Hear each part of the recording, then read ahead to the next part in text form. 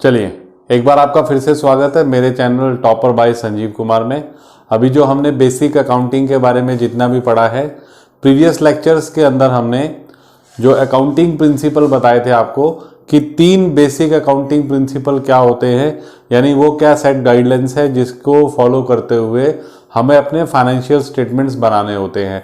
जिसमें हमने सबसे पहले पढ़ा था गोइंग कंसर्न अजम्पशन, साथ में पढ़ा था अजम्पशन ऑफ कंसिस्टेंसी और लास्ट में हमने पढ़ा था अक्रूवल अजम्पशन।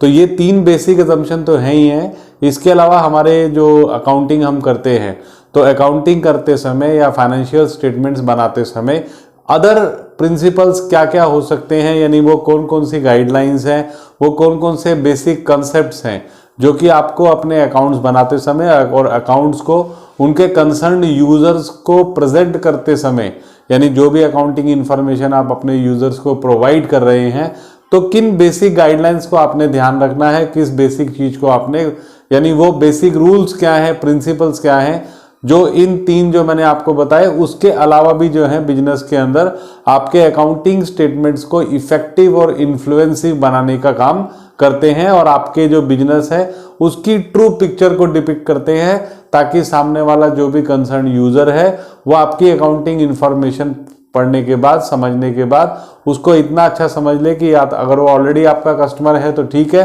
नहीं तो आपका अगर पोटेंशियल इन्वेस्टर है तो वो बिजनेस के अंदर इन्वेस्ट कर सके। तो चलिए पढ़ते हैं एक एक करके अदर वो कॉन्सेप्ट जो कि हमको आगे अकाउंटिंग के अंदर यूज करने होंगे या हमको यूज आएंगे। तो इसमें सबसे पहला है अकाउंटिंग एंटिटी प्रिंसिपल। मेरे प्रीवियस लेक्चर में मैं इसके ऊपर ऑलरेडी काफी बात कर चुका हूं कि किसी भी बिजनेस को जब हम स्टार्ट करते हैं तो बिजनेस और बिजनेसमैन दोनों की एंटिटी अलग होती है। बिजनेसमैन के लिए बिजनेस एक इन्वेस्टमेंट है जहां उसने पैसा इन्वेस्ट किया है, वहीं दूसरी ओर बिजनेस के लिए जो बिजनेसमैन है एक लायबिलिटी है, यानी वो पर्सन जिसने उसको पैसा दिया। और इसके लिए क्या होता है कि बिजनेस की एक लायबिलिटी बन जाती है, रिस्पॉन्सिबिलिटी बन जाती है कि बिजनेस जो भी प्रॉफिट अर्न करेगा that profit is to be given to the businessman. यही कारण है कि जो भी पैसा बिजनेसमैन बिजनेस में लगाता है उसको हम कैपिटल लिखते हैं और साथ ही साथ में उसको हम लायबिलिटी ट्रीट करते हैं बिजनेस के अंदर। यानी अगर इस प्रिंसिपल की इन शॉर्ट बात करें तो it separate business and businessman. और याद रखिए, हमको जो भी अकाउंटिंग करनी होती है that accounting is to be done on the behalf of on the basis of business only. Businessman से कोई संबंध नहीं है। हमें अकाउंटिंग जो भी लिखने हैं, जो भी अकाउंट्स बनाने हैं वो बिजनेस के बनाने हैं। इसके बाद सेकंड कॉन्सेप्ट प्रिंसिपल की बात करते हैं, that is money measurement principle. ये भी हम स्टार्टिंग में ही पढ़ चुके हैं। अकाउंटिंग की जो डेफिनेशन है वही इसको डिफाइन करती है कि आपको बिजनेस के अंदर जो अकाउंटिंग करनी है या जो ट्रांजेक्शन्स रिकॉर्ड करनी है केवल तभी आपको रिकॉर्ड करनी है जब उसका कोई मॉनेटरी बेस हो। अगर उसका भले ही वो कितनी भी इंपॉर्टेंस क्यों ना हो, लेकिन अगर उसका मॉनेटरी बेस नहीं है तो आप उसको as a business transaction record नहीं कर सकते। इसके बाद नेक्स्ट आता है अकाउंटिंग पीरियड प्रिंसिपल।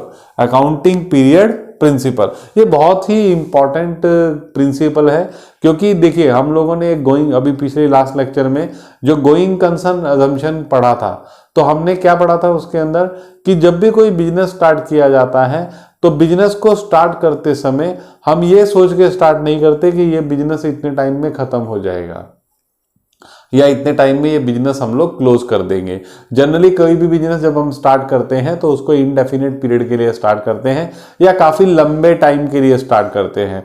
तो अगर हम चाहते हैं कि उस बिजनेस के अंदर कितना प्रॉफिट हो रहा है, कितना लॉस हो रहा है, उसको अगर हम रेगुलरली मेजर कर सकें तो उससे क्या होगा कि बिजनेस में अगर मान लीजिए कि हम लॉन्ग रन तक कोई भी असेसमेंट नहीं करते तो हो सकता है कि बिजनेस के अंदर रिकरिंग लॉसेस होते रहे और हमको पता ही ना लगे। तो उसके भी लिए हम क्या करते हैं, हमारा जो भी life span of the business होता है उसको हम छोटे छोटे पीरियड्स में बांट देते हैं। जनरली ये जो पीरियड है 1 ईयर का होता है और इसका बेसिक पर्पस क्या होता है अकाउंटिंग पीरियड प्रिंसिपल को फॉलो करने का, कि आप अपने बिजनेस की जो फाइनेंशियल पोजीशन है उसको रेगुलरली असेस कर सकें। जनरली जो भी अकाउंटिंग पीरियड आप देखते हैं, 2 तरह के अकाउंटिंग पीरियड आपको आपकी एकेडमिक लाइफ में देखने को मिलेंगे, जिसमें एक फाइनेंशियल ईयर रहता है, एक कैलेंडर ईयर रहता है। कुछ क्वेश्चन में आपको कैलेंडर ईयर फॉलो करने के लिए बोलता है, और बाकी ये तो इन जनरल जो है आपका जो गवर्नमेंट ऑफ इंडिया का ईयर है उसी फाइनेंशियल ईयर को अकाउंटिंग में भी फॉलो किया जाता है, जो कि 1 अप्रैल से स्टार्ट होकर 31 मार्च को क्लोज हो जाता है। और अगर कैलेंडर ईयर की बात करूँ तो कैलेंडर ईयर तो सबको ही मालूम है कि 1 जनवरी से स्टार्ट होता है और 31 दिसंबर में एंड हो जाता है। इसके बाद नेक्स्ट आता है जो बहुत ही एक अलग और डिफरेंट और बहुत ही इंपॉर्टेंट प्रिंसिपल है, that is full disclosure principle. Full disclosure principle का मतलब क्या है? देखिए, कोई भी पर्सन अगर आपके बिजनेस में इन्वेस्ट करता है या आपके बिजनेस के अंदर इंटरेस्ट रखता है, चाहे वो आपका सप्लायर हो, चाहे वो आपका कस्टमर हो, या पोटेंशियल इन्वेस्टर है या करंट इन्वेस्टर है, सभी को जो भी आप फाइनेंशियल स्टेटमेंट देते हैं, प्रेजेंट करते हैं, तो वो आपके फाइनेंशियल स्टेटमेंट्स को देखकर डिसाइड करता है कि उसको आपके बिजनेस के साथ जुड़े रहना है या नहीं रहना। तो इसका मतलब है कि जो भी फाइनेंशियल स्टेटमेंट आप बनाते हैं, that statement must have the quality of full disclosure. यानी आपको क्या करना है कि बिजनेस के अंदर जितने भी फैक्ट्स हैं, बिजनेस के अंदर जितनी भी रिलेटिव इंफॉर्मेशंस है, उन सबको आपको फुल्ली डिस्क्लोज करना चाहिए। लेकिन यहां पर इसका मतलब ये नहीं है कि आप सारे के सारे फैक्ट जो है डिस्क्लोज कर दो। ये डिपेंड करता है कि कोई भी फैक्ट अगर रेलेवेंट है और मटेरियलिस्टिक नहीं है, आपको लगता है कि ये बिजनेस में होने वाले किसी भी डिसीजन को इन्फ्लुएंस नहीं करेगा, तो आप चाहें तो उसको डिस्क्लोज ना भी करें तो चल जाएगा। तो it is called principle of full disclosure, कि इन जनरल तो आपको सभी कुछ डिस्क्लोज करना चाहिए ताकि आपकी जो भी बिजनेस की ट्रू पिक्चर है वो आपके जो भी कंसर्न यूजर है फाइनेंशियल स्टेटमेंट के, उनके सामने आ सके। लेकिन फिर भी किस इंफॉर्मेशन को आपने डिस्क्लोज करना है, किसको नहीं करना, वो डिपेंड करता है उसके नेचर के ऊपर, उसके अमाउंट के ऊपर, यानी वो कितनी मटेरियल है, वो कितनी मटेरियल है। तो इसी से रिलेटेड जो है नेक्स्ट प्रिंसिपल है जो जिसको हम बोलते हैं मटेरियलिटी प्रिंसिपल। मटेरियलिटी प्रिंसिपल का मतलब होता है कि कोई भी इंफॉर्मेशन जो आप प्रोवाइड कर रहे हैं, क्या वो आपके बिजनेस को इफेक्ट करने वाली है या नहीं करने वाली। अगर वो बिजनेस को अफेक्ट करने वाली है तो आप क्या करेंगे, उसको डिस्क्लोज करेंगे। यानी इस प्रिंसिपल के हिसाब से तो आपको सब कुछ डिस्क्लोज करना चाहिए, लेकिन डिपेंड करता है कि जो भी इंफॉर्मेशन आप शेयर कर रहे हैं, जो भी इंफॉर्मेशन आप डिस्क्लोज कर रहे हैं, कि वो कितनी मटेरियल है, क्या वो बिजनेस के अंदर होने वाले जो भी एक्टिविटीज हैं उसको इन्फ्लुएंस करेंगी या नहीं करेंगी। तो काफी हद तक कोई भी इंफॉर्मेशन मटेरियलिस्टिक है या नहीं है, ये किस पर डिपेंड करता है, उसके नेचर के ऊपर, और साथ ही साथ में उसका क्वांटम यानी उसका अमाउंट कितना बड़ा है उसके ऊपर डिपेंड करता है। जैसे यहाँ पर हम एक छोटा सा एग्जांपल ले रहे हैं कि कोई भी एक रनिंग बिजनेस जिसके अंदर उन्होंने क्या किया कि बिल्डिंग को रिपेयर करवाने का काम किया, एक फाइनेंशियल ईयर में उन्होंने बिल्डिंग को रिपेयर करवाया, और बिल्डिंग को रिपेयर करवाने में उन्होंने 5 लाख रुपीस का एक्सपेंडिचर किया। अब मान लीजिए कि 2 बिजनेस है और दोनों के अंदर ये 5 लाख का रिपेयरिंग का इंडिविजुअल एक्सपेंडिचर हुआ अलग अलग। तो अगर मान लीजिए कि जो पहला बिजनेस है, अगर मान लीजिए कि जो फर्स्ट बिजनेस है, जिस फर्स्ट बिजनेस की हम बात कर रहे हैं, तो उस फर्स्ट बिजनेस के अंदर अगर उनकी सेल्स है मान लीजिए ओनली 30 लाख, तो अगर 30 लाख के अगेंस्ट में वो 5 लाख रुपए का एक्सपेंडिचर कर देते हैं रिपेयर ऑफ बिल्डिंग पर, तो it is a very big amount. तो बिजनेस के अंदर क्या है कि उनको हर हालत में इस इंफॉर्मेशन को डिस्क्लोज करना ही पड़ेगा। कारण क्योंकि इतना बड़ा एक्सपेंडिचर आपके फाइनेंशियल स्टेटमेंट के जो भी यूजर हैं उनके डिसीजन को अफेक्ट करने वाला है। कि 30 लाख की सेल के अगेंस्ट में आपने इतना बड़ा रिपेयरिंग का एक्सपेंडिचर कर दिया। उसके बाद सेकंड आता है ऐसे बिजनेस, यानी एक दूसरा बिजनेस मान लेते हैं, एक्सपेंडिचर वही है, एक्सपेंडिचर वही है कि आपने 5 लाख रुपए का एक्सपेंडिचर किया किसके ऊपर, बिल्डिंग रिपेयर पे। अब यहां पर जो ये कंपनी जिसकी हम बात कर रहे हैं, बिजनेस जिसकी बात कर रहे हैं, उसकी एनुअल सेल है मान लीजिए 300 करोड़। अगर मान लीजिए कि इतना बड़ा बिग साइज का बिजनेस है, तो उस कंडीशन में जब भी ये इसको डिस्क्लोज करेंगे तो इसके डिस्क्लोज होने या ना होने से बिजनेस के अंदर कोई भी इफेक्ट नहीं आता। क्यों? क्योंकि इतनी बड़ी 300 करोड़ की सेल है उनकी, उसके अकॉर्डिंगली जो भी उनका प्रॉफिट पोजीशन रहेगा, परसेंटेज ऑफ प्रॉफिट, तो उसके मुकाबले ये अमाउंट क्या रहेगा, बिल्कुल नॉन मटेरियल है, यानी नेग्लिजेंसी वाला अमाउंट है 5-1 लाख रुपए का एक्सपेंडिचर करना। तो इस तरह से अभी हमने ये 5 प्रिंसिपल देखे बेसिक, जो कि बिजनेस के अंदर हम जो भी अकाउंटिंग करते हैं उसको अफेक्ट करते हैं और आपके जो अकाउंटिंग स्टेटमेंट्स होती हैं उनको रिलायबल बनाते हैं और साथ में वो उनकी रिलेवेंस को प्रूव करते हैं। तो इसके बाद ही हम क्या करेंगे, 5 और बेसिक प्रिंसिपल हैं उनको भी स्टडी करेंगे। तो चलिए एक एक करके बाकी बचे हुए जो 5 प्रिंसिपल हैं उनको भी देखते हैं। चलिए अभी हम बात करते हैं बाकी प्रिंसिपल की, जिसमें हमारा नेक्स्ट प्रिंसिपल आता है कंजर्वेटिज्म प्रिंसिपल, जिसको कि हम प्रूडेंस कॉन्सेप्ट भी बोलते हैं। प्रूडेंस कॉन्सेप्ट या कंजर्वेटिज्म प्रिंसिपल क्या मतलब बिजनेस के अंदर रोल प्ले करता है। तो जब हम किसी भी बिजनेस की अकाउंटिंग करते हैं तो अकाउंटिंग करते समय एक ये जनरल रूल है कि आप जितने भी लॉसेस हो सकते हैं या बिजनेस में एक्सपेंडिचर हो सकते हैं, ठीक है, उनको आप क्या करेंगे, बिजनेस में शो करेंगे, लेकिन इनकम को आप तब तक नहीं दिखाएंगे जब तक कि आप उसको अर्न नहीं कर लेते। यानी आप क्या करेंगे कि बिजनेस के अंदर जितने भी पॉसिबल लॉसेस और एक्सपेंडिचर हैं सबको एंटीसिपेट कीजिए, but do not anticipate income until earned. जब तक कि आप उसको अर्न नहीं कर लेते तब तक इनकम दिखाइए ही मत। इससे होता क्या है कि जब हम जितने भी पॉसिबल एक्सपेंडिचर्स हैं उन सबको दिखा देते हैं तो उससे क्या होता है कि जो हमारा बुक प्रॉफिट है वो एक्चुअल प्रॉफिट से कम हो जाता है। एक्सपेंडिचर ज़्यादा दिखाए हमने तो उसके कारण क्या होगा कि हमारा जो एक्चुअल प्रॉफिट है वो ज़्यादा रहेगा लेकिन बुक प्रॉफिट क्या हो जाएगा, कम हो जाएगा। तो एक तरफ तो क्या होगा, हमारे को टैक्सेस कम लगेंगे और दूसरी तरफ क्या होगा कि बिजनेस में सीक्रेट रिजर्व्स क्रिएट हो जाएंगे जो कि आपके बिजनेस में बहुत यूजफुल होते हैं। लेकिन फिर भी इसकी एक लिमिटेशन है कि अगर आप ये प्रूडेंस कॉस्ट को या कंजर्वेटिज्म प्रिंसिपल को यूटिलाइज करते हैं, अप्लाई करते हैं, तो उस कंडीशन में ये आपके बिजनेस की जो ट्रू पिक्चर है उसको शो नहीं करता। यानी आपके बिजनेस के प्रॉफिट्स कुछ और होंगे लेकिन बुक प्रॉफिट कुछ और बताएगा। इसके बाद नेक्स्ट बात करते हैं कॉस्ट प्रिंसिपल की, जिसको कि हम हिस्टोरिकल कॉस्ट प्रिंसिपल भी बोलते हैं।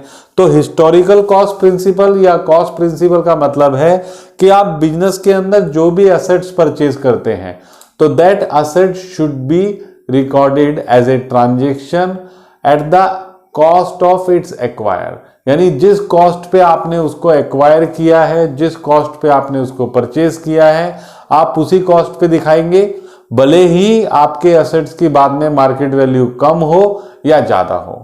तो इसका मतलब ये है कि आपको जो भी एसेट्स, जैसे फॉर एग्जांपल आपने मशीन परचेज की तो मशीन जितने की आपने परचेज की आप उसकी कॉस्ट पे ही दिखाएंगे, हर साल उसके अंदर डेप्रिसिएशन माइनस करते रहेंगे।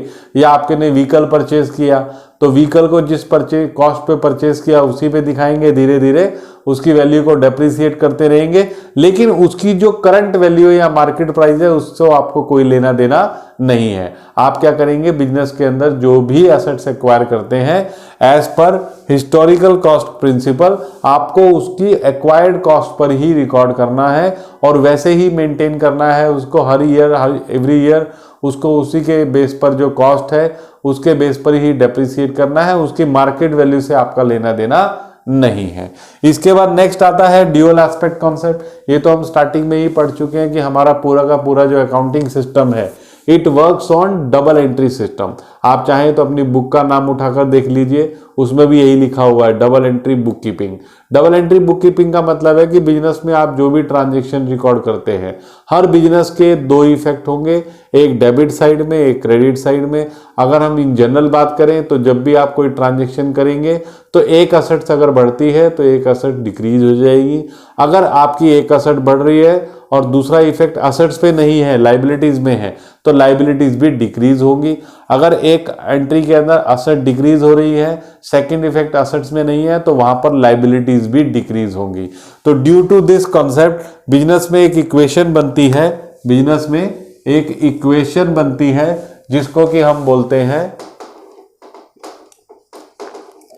यानी हर ट्रांजेक्शन करने के बाद बिजनेस में एक अकाउंटिंग इक्वेशन बनती है और उस अकाउंटिंग इक्वेशन के अकॉर्डिंगली आपकी liabilities plus capital is always equal to assets. और आपका जो फाइनेंशियल स्टेटमेंट है, बैलेंस शीट का कंसेप्ट यही है कि आपको पर्टिकुलर किसी भी फाइनेंशियल ईयर के एंड पर आपकी जो टोटल लाइबिलिटीज है, क्योंकि कैपिटल भी इटसेल्फ लाइबिलिटी होती है, तो उनका टोटल हमेशा किसके बराबर रहेगा, एसेट्स के, जो कि हमारा काफी हद तक अर्थमेटिकल एक्यूरेसी को चेक करने के काम भी आता है। अगर आपकी साल के एंड में बैलेंस शीट के दोनों टोटल बराबर हैं तो इसका मतलब भले ही आपने उसके अंदर कुछ भी एप्रोप्रिएशंस किए हो, कुछ भी एडजस्टमेंट्स किए हो, लेकिन अर्थमेटिकली आपके अकाउंट्स एकदम क्लियर हैं और एकदम से करेक्ट हैं। इसके बाद नेक्स्ट आता है मैचिंग प्रिंसिपल। देखिए, किसी भी बिजनेस का बेसिक ऑब्जेक्ट क्या होता है? फाइनेंशियल पोजीशन असेस करना। और फाइनेंशियल पोजीशन में भी क्या, आपके बिजनेस में कितनी प्रॉफिट्स हो रहे हैं, कितने लॉस। तो आप प्रॉफिट एंड लॉसेस को कैसे आप असेस कर सकते हैं? जब आप मैचिंग प्रिंसिपल को फॉलो करते हैं। मैचिंग प्रिंसिपल क्या बताता है आपको कि आप जितने एक फाइनेंशियल ईयर के अंदर जितनी भी इनकम अर्न करेंगे उसको आपके एक्सपेंसेस से आपने मैच करना है। तो एक्सपेंसेस को रिकॉर्ड करते समय भी आपको ध्यान रखना है, क्योंकि हम अक्रूवल बेसिस ऑफ अकाउंटिंग पे वर्क करते हैं, तो जितने भी आउटस्टैंडिंग एक्सपेंसेस हैं उनको भी आपने कंसिडर करना है।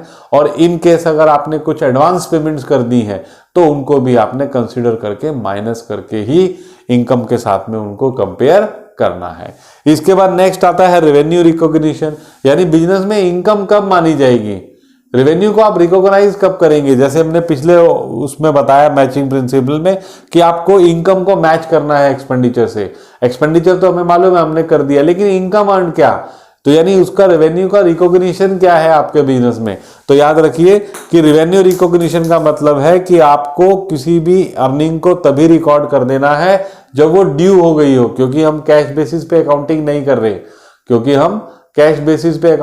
कर रहे, तो चाहे आपको इनकम मिली या नहीं मिली, लेकिन अगर कोई भी बिजनेस में ऐसी एक्टिविटी होती है कि जिससे वो मिलना ड्यू हो जाती है, कि एक ऑब्लिगेशन आ जाता है कि सामने वाले ने आपको ये पैसा देना है। जैसे फॉर एग्जांपल आपने किसी को अपनी सर्विसेज प्रोवाइड की, तो आपने जो भी सर्विसेज प्रोवाइड की हैं तो उसके बदले में क्या है कि आपकी इनकम ड्यू हो गई, तो आपको उसको रिकॉर्ड करना है, रिकॉग्नाइज करना है उसको कि yes it is our income and we have to record to match with our expenditure.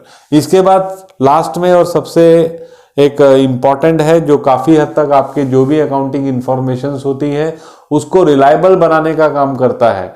वो ऑब्जेक्ट प्रिंसिपल क्या है? Verifiable objective principal.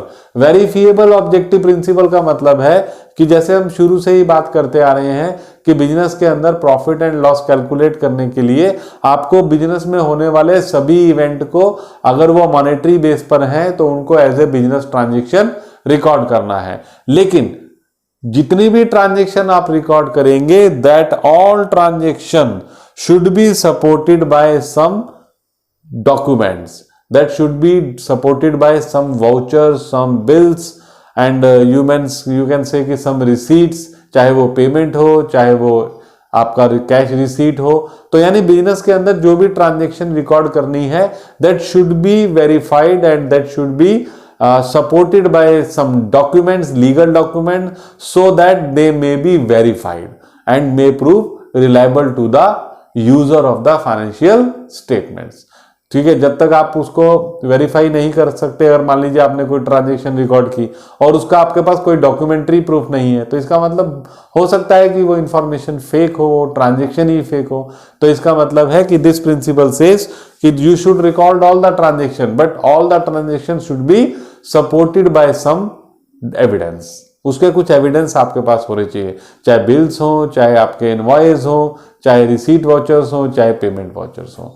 तो ये सारे के सारे आपके बेसिक प्रिंसिपल रहे जिसके बेस पर हम अकाउंटिंग करते हैं, और ये अकाउंटिंग को समझने के लिए बहुत इंपॉर्टेंट है और अक्सर एग्जाम में पूछे जाते हैं। तो आई होप कि आपको ये सारे के सारे जितने भी ऑब्जेक्टिव हमने लास्ट लेक्चर में और आज के वीडियो लेक्चर में पढ़ाए हैं वो सारे आपको क्लियर हो गए होंगे, और आपका जो अकाउंटिंग बेस है वो धीरे धीरे आपका स्ट्रांग होता जा रहा है, ऐसा मैं मान के चलता हूँ। तो आप इसी तरह से मेरे साथ जुड़े रहिए, मैं आपके लिए आगे भी ऐसे यूजफुल वीडियोस लाऊंगा जो कि आपके बेसिक अकाउंटिंग को स्ट्रांग करेंगे। और फिर एक बार बोलूँगा आपको कि अगर आपने मेरा चैनल सब्सक्राइब नहीं किया तो उसे सब्सक्राइब कीजिए, शेयर कीजिए, लाइक कीजिए, ताकि इसका जो बेनिफिट है वो मैक्सिमम से मैक्सिमम स्टूडेंट्स उठा सके। चलिए मिलते हैं अगले वीडियो लेक्चर में, तब तक के लिए टाटा बाय बाय।